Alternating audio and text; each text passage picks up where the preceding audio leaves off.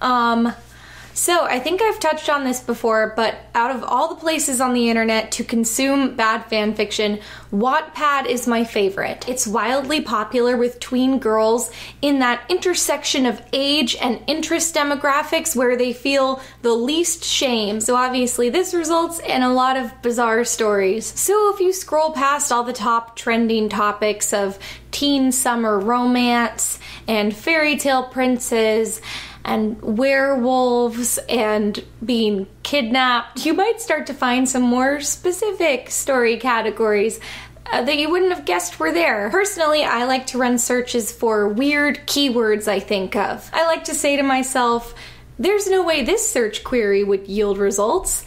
And it always does. You can say to yourself, I wonder if there's any Josh Hutcherson fanfic, and there's a story for that. I wonder if I could find a fanfic about falling in love with Nick Jonas, specifically at the point in his career when he had left the Jonas Brothers and was starring in How to Succeed in Business Without Really Trying on Broadway.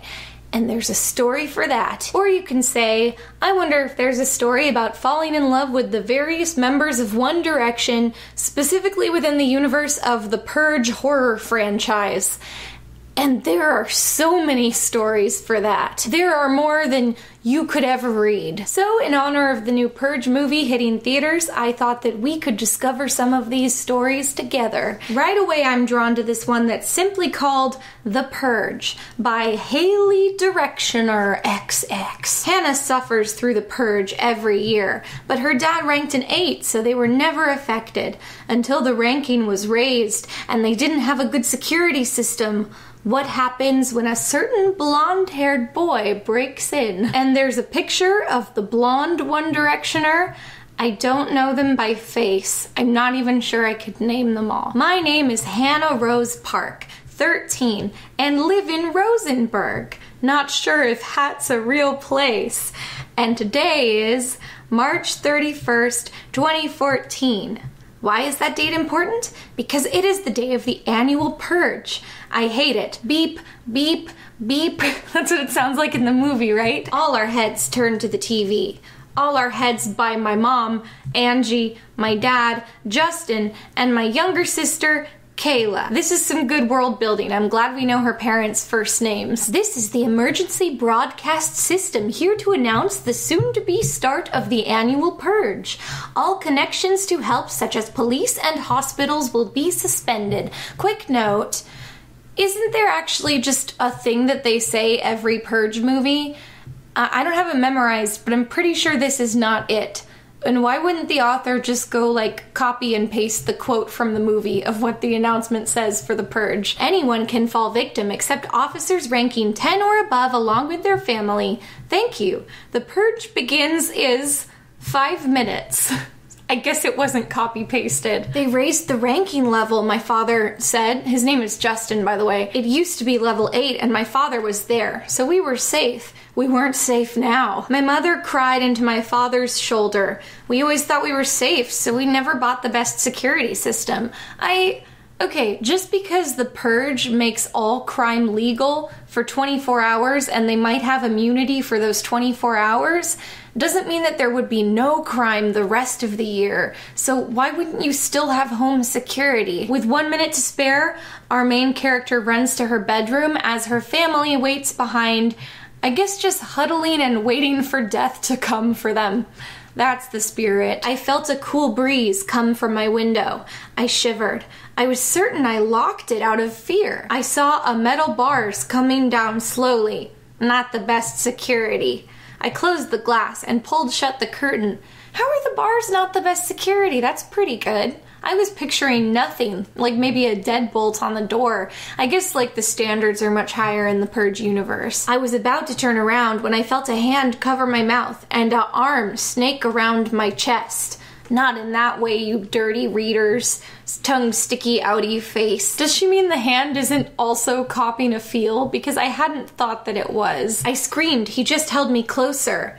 Honey! My mom panicked. Tell her everything is all right or I'll cut you. Don't think I won't. This is definitely one of the boys from One Direction. Everything's fine. I just tripped. Okay, thank God. Her mom was like really ready to believe that excuse on the night of the purge. He turned me around so I was facing him, but his hand still covered my mouth. He was kinda short, with icy blue eyes and beautiful blonde hair, with some brown styled in, a somewhat like a quiff. I think she means coif.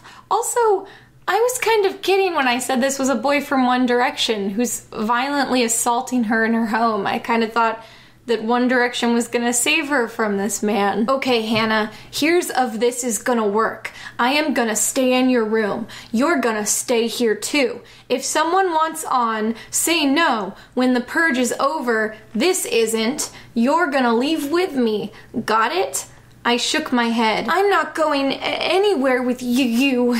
Yes, you are. You see, I'm the most wanted criminal in the world, and you do not want to be on my bad side. So you can come the easy way, or I can knock you out. I don't know anymore if this is a member of One Direction. It might just be a dreamy bad guy. Okay, how about me play a game? I looked at him confused. Me too. Hey, we aren't leaving his room for 12 hours, then we should at least lighten the mood. I looked at the clock. 8 o'clock. We didn't play a game, but I listened to him talk for what felt like hours. I learned his name is Niall Horan. He has a knife and a gun with him, and he has killed 400 people. He likes the purge because he doesn't have to take care of the body. I kind of thought that his murders all happened on the purge. If he's just a normal criminal, why is this story even set during the purge? He could have just kidnapped her on any day. The purge doesn't add any additional tension to this story. Maybe worse guys are gonna come in from the purge and he will then become her protector instead of her kidnapper. She falls asleep on him, wakes up, and he's watching Paranormal Activity 4. I'm glad you're up. I was about to wake up when the movie ended. It's almost 7 o'clock. I think he meant he was about to wake her up. Come here, Niall demanded. I nodded and sat 2 feet away from him. He chuckled. No, here. He pointed right next to him. I obeyed. He held me uncomfortably close. She's 13. 6:54. The movie ended. This is the emergency broadcast system. This is to announce the ending of the purge. Until this date at 7 p.m. next year, all crime is illegal. Hear that, love? It's time. So he was waiting for his opportunity to kidnap her, which he decided would be after the purge ended, even though crime was legal on the purge, so he could have done it then. But he does crime anyway the rest of the year, and the purge is the night everyone has metal bars come down over their windows, so it's actually maybe the worst time to kidnap somebody if you're already a criminal because their guard will be up. Oh good, chapter 3 begins with an all-caps author's note that says, just so you know, she's 13 years old. I know. That's why I'm worried. He stood up from our spot on the floor and dug under the bed. Where the hell do you keep your backpacks? He half asked, half demanded. My parents' room. Weird question, weirder answer. Go and get one. If you don't come back, just come back. Trust me. Despite Niall's very compelling threats, Hannah of course uses the opportunity to tell her parents that there's a dangerous One Direction boy in her room. There's a man in my room. He says his name is Niall. He has a gun and he wants to take me away.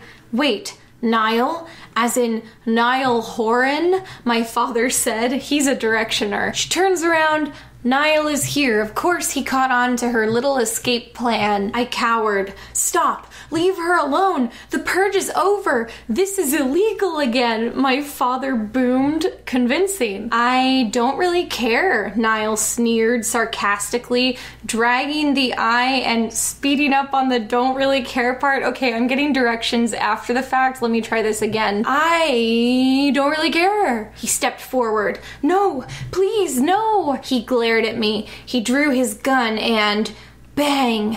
I closed my eyes. But instead of silence and weeps from my mom, I hear my father cry in pain. Not her father, Justin! My eyes spring open and I see they shot my father in the leg. I screamed and rushed to his side just as it occurred to my mother what had happened. Her eyes were open. What's her excuse? He grabbed my arm and dragged me away. No, my mother protested. Please, no! I need her.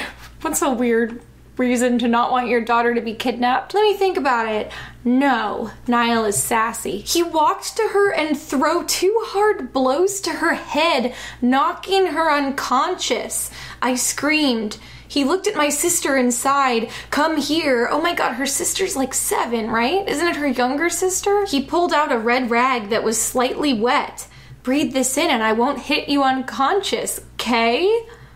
What a gentleman. She fell limp. I whimpered. My dad went into shock and was out cold as well. So part of her fantasy is that the blonde boy from One Direction will break into her house and injure her entire family. Don't cry, love. I didn't kill them, but I will if you disobey me again. Understood. It's just a period. It's not a question. Understood. Like to himself. He pulled me into a hug that was extremely comforting. He actually hugged him back while crying. He was surprised at first, but then held me tighter. Shh, shh, it's okay. Everything will be fine. Don't worry. Calm down. Shh, it's all right. Shh, I won't hurt you. He's good at this. So we jump to the next chapter, and it turns out we're going to be subjected to all of the same events we just saw, but now from Niall's perspective. When the window was open all the way, I stepped 1 foot through, then the next. The room was neat and tidy, and the bed was made. There was a girl on the bed. She looked young, maybe 13. Must they keep reminding me of that? This room looked like a freaking schoolgirl's room, except for the 5 SOS. 5 Seconds of Summer, and Paramore posters outlining the walls. Wait, the room looked like a child's room except for the boy band posters? There was something about this girl that just made me want to hug her. What? Hug? But in Niall Horan, most wanted criminal everywhere, especially in the US and UK. 400 murders. I'm not gonna read that part. I killed teenagers, murdered families, strangled infants, and burnt down primary schools. And I wanna hug this one girl? This one kid? What is wrong with me? My hand brushed the cold handle of my knife. I then got an idea. If I seem so attracted to her, not in a sexual way, oh good, thank God, why don't I keep her? I was originally seeking shelter. Not that I really needed it, but I didn't want to fight and found her instead. Okay, we're back to Hannah's point of view. He was smirking. I won't hurt you physically, he continued. Well, what? I stuttered. I won't hurt you physically. By mentally, I won't hesitate. Unless you do as you're told.